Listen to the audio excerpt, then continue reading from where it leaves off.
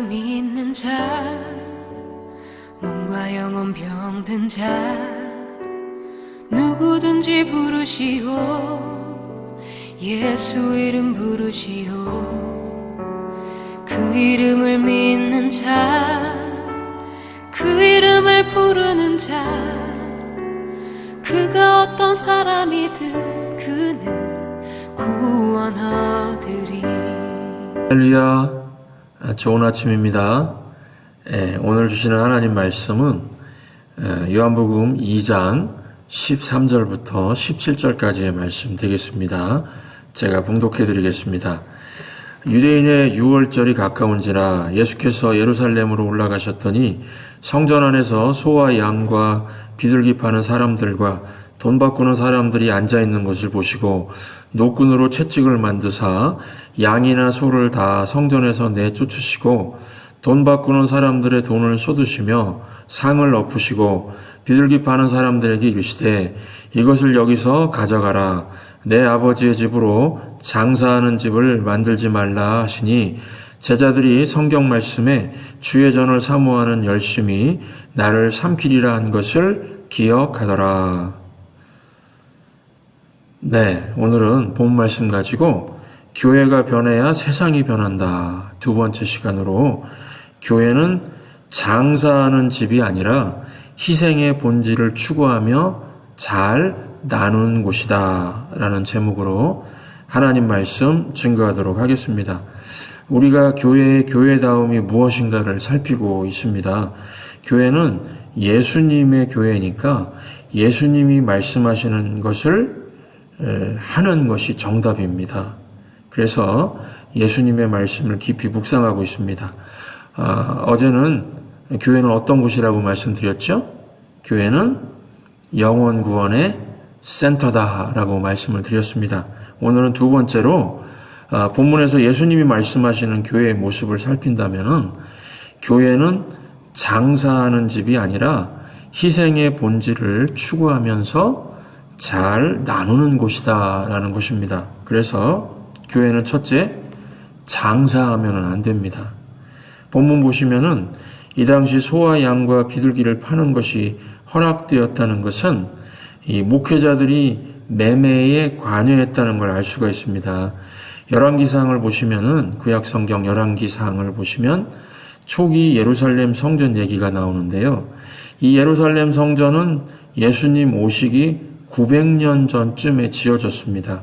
원래 다윗 왕이 짓고 싶었지만은 하나님의 허락이 없어서 그 아들 솔로몬 왕이 지은 성전인데요.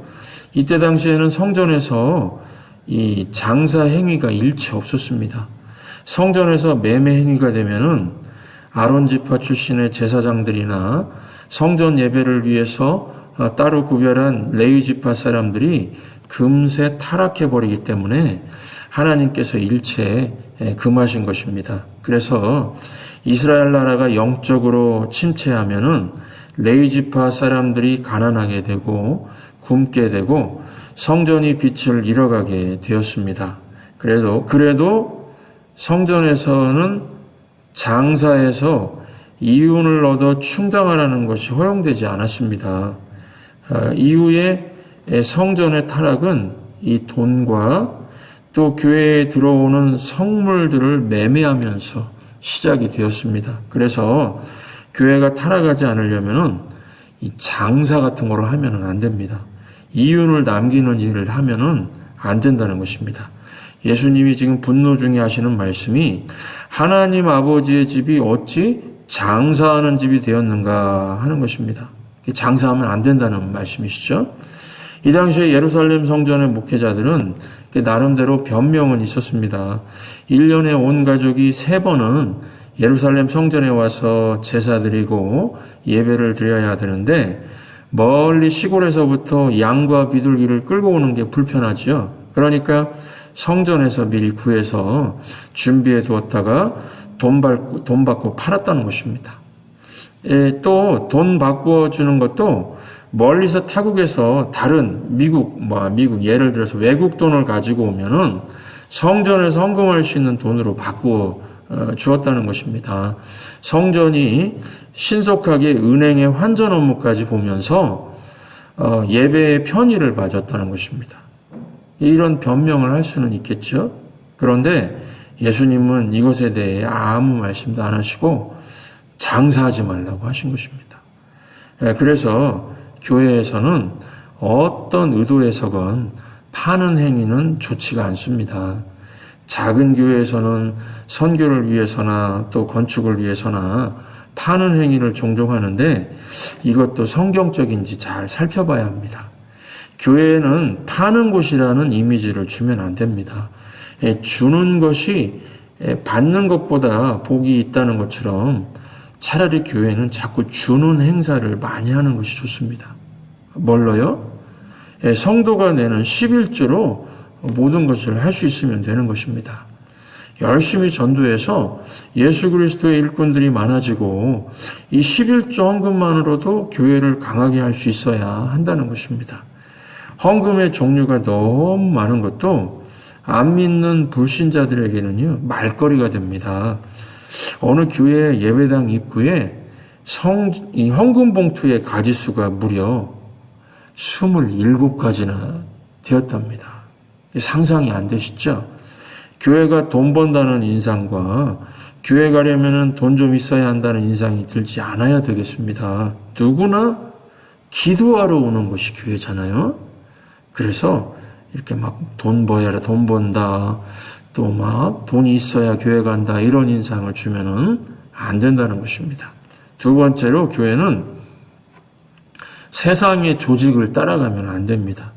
교회는 이 세상에 속해 있으나 천국의 원칙들이 적용되는 조직이기 때문입니다. 그래서 성전은 이 세상 어떤 조직을 비교해도 설명이 되지 않는 땅 위에 천국 모델하우스 같은 곳이 되어야 됩니다. 이것이 사명입니다. 그래서 천성교회에 그러면 천국이 이런 곳이겠구나. 천국의 모델하우스. 이게 우리 교회 사명인 것입니다. 세상 사람들 눈에 천국이 있다면 천국은 이런 곳이겠구나 하고 보여지는 것이 이 교회의 사명입니다. 그런데 요즘엔 교회가 세상의 조직을 따라갑니다. 교회가 세상의 경영법을 따라갑니다. IMF 위기 때 어느 교회에서 구조조정을 한다는 말이 나서 보니까 헌금 수입이 줄어드니까요. 교역자 숫자부터 줄이더라는 것입니다. 여러분, 교회의 구조조정은 이런 것이 아닙니다. 그런데 세상에서 직원을 감원하고 정리하고 하는 것을 보고 그대로 세상 따라하는 것입니다. 교회는요, 하나님의 형평케 하는 원칙이 적용되는 것이 구조조정입니다. 어려울 때 더 나누니까 어려움을 극복하게 되고 더 사랑이 발휘가 되고 그러니까 세상이 감동하는 것입니다. 감동 있는 일을 하는 것이 교회지 감원하고 해고하고 그러는 게 무슨 교회겠습니까? 우리 성도들이 주님 주신 은사와 능력에 따라 일합니다. 능력이 다르니까 얻는 수입이 다르겠죠? 그래서 11조 액수는 다를 수밖에 없습니다. 그러나 사용할 때는 교회는요, 필요에 따라서 쓰게 해야 됩니다. 필요하면은 필요한 부서와 필요한 성도는 더 가져가게 해야 한다는 것입니다. 무슨 공산주의 얘기하는 게 아닙니다. 공산주의의 실패는요, 평등한 것만 강조했지 성령의 역사를 무시하니까 계급 구조가 생겨난 것입니다. 그러나 참 교회는 계급 구조 없이 성령의 역사 가운데서 능력에 따라 일하고 필요에 따라서 나누어 쓰는 것입니다. 이게 세상 기업처럼 하는 게 아니라는 것입니다. 꽤 오래전의 이야기인데요. 대전의 어느 모교회 당회장 목사님 월급이 1,200만 원이었는데 그 교회 사찰 집사님 월급은 120만 원이었답니다. 그런데 자녀는 사찰 집사님이 한 명 더 많았고요. 이거 무슨 세상 기업처럼 이렇게 하면 안 되겠죠. 이 당회장 월급을 줄일 수 없다면은 사찰 집사님 사례를 올리든지 해야 맞지 않습니까? 이렇게 안 하면은 교회가 세상과 다른 게 하나도 없게 됩니다. 또 오래전에 어느 감자탕 교회 감자탕 교회 이야기란 책이 나와서 많은 목사님들에게 도전을 준 적이 있습니다. 이 감자탕 식당 위에 간판이 걸려 있어서 감자탕 교회로 유명한데 원래 이름은 빛과 소금 교회입니다. 이 교회에서 한 번은 어느 집사님이 건축원금이라고 1,000만 원을 냈답니다. 미국 돈으로 10,000불이죠. 예, 적은 돈 아닙니다. 그래서 알아보니까 이 성도님이 가게 전세금을 빼가지고요 몽땅 드린 것입니다. 예, 교회 목사님과 장로님들이 이것을 알고는 그 다음 주에 구제비로 그 여자 집사님한테 1,500만 원을 줬다고 합니다. 1,500만 원을요. 그러면서 교회는 집사님의 믿음과 헌금을 기쁨으로 받았습니다. 감사합니다. 집사님도 1,000만 원 낸 거에 대해서 감사히 이렇게 교회가 감사하다는 얘기를 듣게 되었고, 이제 교회는 구제비로 집사님에게 이 성금을 드립니다. 그래서 1,000불에다가 1,000만 원에다가 그냥 500만 원 더 얹어가지고 구제비로 그냥 그 집사님에게 드렸다는 것입니다. 참 감동스럽지요? 이 감자탕 교회, 이 세상 조직의 경영과 아주 다르지요? 이렇게 세상과 달라야 교회라는 것입니다. 그래서 세 번째로 교회는 희생의 본질을 회복해야 합니다. 여러분, 예배는 희생이 들어가야 됩니다. 예배가 영어로 worship인데 그게 world이라는 말에서 나왔습니다. 가치가 있다는 뜻인데요.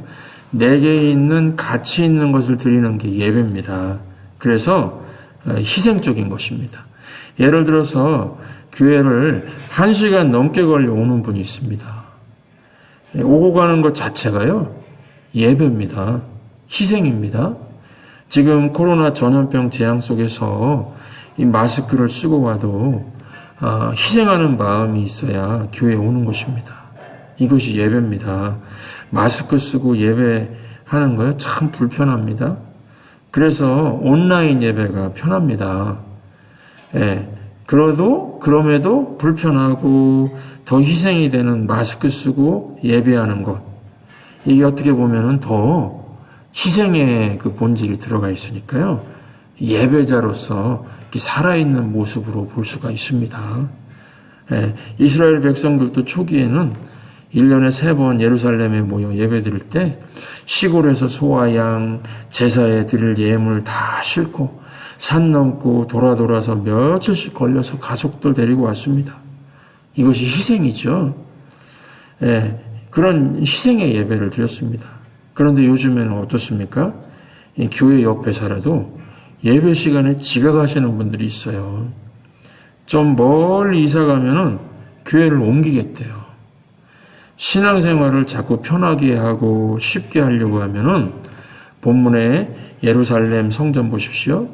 이 본문의 예루살렘 교회의 타락은 모든 것을 편하게 하려고 하는 데서 왔습니다. 우리 교회는 교회가 본질적으로 예수 그리스도의 고난에 동참하는 곳임을 기억하고 희생 없이는 복음이 전파되지 않는다는 것을 붙드실 수 있기를 바랍니다. 소와 양, 비둘기, 이 모든 것들은 예배의 편의를 위해서 준비되었던 것이고, 그래서 멀리서 오는 이들이 돈만 가져오면은 희생제물을 살 수 있고, 또 이 돈도 바꿔가지고 그냥 쉽게 환전 업무까지 해줘가지고 예배 드리게 하려고 했다가요, 편하게 쉽게 하려고 했다가 그 성전이 망하게 되었습니다. 그래서 여러분, 예배는 결코 쉽게 드리는 것이 아닙니다. 목사인 저도 이 예배 한번 드리기 위해서, 어느 때는 이 설교 한 편 준비하기 위해서 밤에 잠을 자지만 자는 것 같지가 않습니다. 하나님 말씀을 은혜롭게 증거하기 위해서 밤새 뒤척이고 이게 희생이죠. 희생입니다. 이렇게 하나님 말씀 증거하는 것도 목사의 희생이 굉장히 많이 들어가 있는 것입니다. 예배가 희생의 그 본질이 있다 하는 것을 기억하시기 바랍니다. 사도행전 보시면은 초대교회 성도들은요, 목숨 걸고 예배를 드렸습니다. 예, 잡힐 줄 알면서도 예배 드리는 예수 믿는 사람들 잡히면은 재산 몰수당하고 목숨도 위험하게 될 줄 알면서도 또 사회에서 추방당해가지고요, 지하 묘지 카타콤 같은 데서 평생 햇빛도 보지 못하고 살 줄 알면서도, 그러면서도 나를 구원하신 예수님, 그 하나님의 사랑, 예수 그리스도의 그 십자가 복음의 은혜를 기억하면서 내가 감사하는 마음으로 예배드려야지, 이런 자발적인 마음과 헌신으로 모여서 예배를 드렸습니다. 그래서 편하게 한다고 자꾸 예배 시간 바꾸고 줄이고 헌금도 편하게 드리다 보면은 예배자의 자리를 떠나게 될 수가 있습니다. 지금 그 북한들 있죠, 북한. 이 북한의 성도들은 오늘도요, 목숨 걸고 예배하고 있습니다. 이들의 소원은 무엇인가? 이 북한 선교하시는 분 얘기를 들으니까 이 소리 내어서 찬송 부르는 곳이라고 합니다. 지금은 발각되면은 죽을 수가 있으니까요, 그냥 입만 이렇게 뻥긋뻥긋, 입만 뻥긋뻥긋, 이 소리도 못 내면서 찬송하고 있답니다. 일사각오의 자세로 믿음 생활을 하고 있습니다. 이 중국의 지하교회 성도들도 마찬가지입니다. 공산화되고 선교사들 다 쫓아내고 난 후에도요, 지금 중국의 지하교회는 계속 부흥하고 있습니다. 어떻게 이런 일이 가능한가? 이들 역시 사도행전의 초대교회 성도들처럼 목숨 걸고 예배드리기 때문입니다. 희생의 본질을 잊지 않기 때문입니다. 그러므로 우리도 마찬가지입니다. 우리의 환경 때문에 하나님 앞에서 충성하는 자리를 떠난다거나 하나님 앞에서 예배하는 자리를 떠나는 그러한 우울을 범하지 않아야 되겠습니다. 우리는 예수 믿어서 병도 고침받고 또 사업도 잘 되고 자녀들도 잘 된다고 좋아합니다. 여러분, 이런 축복은 정말 주어집니다. 그러나 이것은 이 세상 살 동안만 누릴 수 있는 혜택입니다. 진짜 더 큰 특권이 무엇인가 하면은 우리 예수님의 복음을 위해서 고난에 동참하는 것입니다. 희생하는 것입니다. 예수님 때문에 잠 못 자고, 예수님 때문에 사업상 조금 손해보고, 또 영혼 구원 위해서 일 끝나면은 쉬러 가지 않고 구역에 모여서 예배하고, 영혼 구원을 위해서 합심해서 기도하고요, 눈에 눈물이 고이고, 영혼 구원 위해서 기도하다 보면은 그냥 막 눈물이 납니다. 저 영혼을 내가 반드시 구원하리라. 하나님 아버지, 저 영혼이 아직 하나님을 알지 못해서 그렇습니다. 불쌍히 여겨주십시오. 저같이 이렇게 죄 많은 인생도 구원해 주셨는데 하나님 아버지, 저 영혼도 구원해 주십시오. 이렇게 눈물 흘리며 기도하고 전도하다가 또 싫은 소리 듣고 핍박당하고, 이것이 예수님의 십자가 고난에 동참하는 것입니다. 이것이 영광스러운 것입니다. 이것은요, 천국의 상급이 쌓입니다. 그러므로 우리 희생하는 거 너무 어렵게 생각하지 마시기 바랍니다. 사도 바울은 이것을 선한 싸움이라고 그랬습니다. 믿음의 선한 싸움. 그러므로 저와 여러분들, 저와 우리 성도님들은 오늘 이 말씀을 기억하시면서 내가 기도하는 것도 희생입니다. 그렇지만 영혼 구원을 위해서 내가 오늘 또 기도하리라. 또 지금은 정말 예배에 나갈 수 없는 그런 상황이지만 내가 집에서 예배의 단을 쌓으리라. 내가 집에서 예배하는 이러한 가정을 이루리라 하면서 기도의 사명, 또 예배의 사명, 전도의 사명을 감당하시면서 영혼이 아주 싱싱하고 영혼이 살아있고요, 영혼이 그냥 하나님의 사랑으로 충만해서 오늘 하루도 승리하는 삶을 사시기를 주의 이름으로 축원합니다. 승리하십시오. 믿는 자, 뭔가 영혼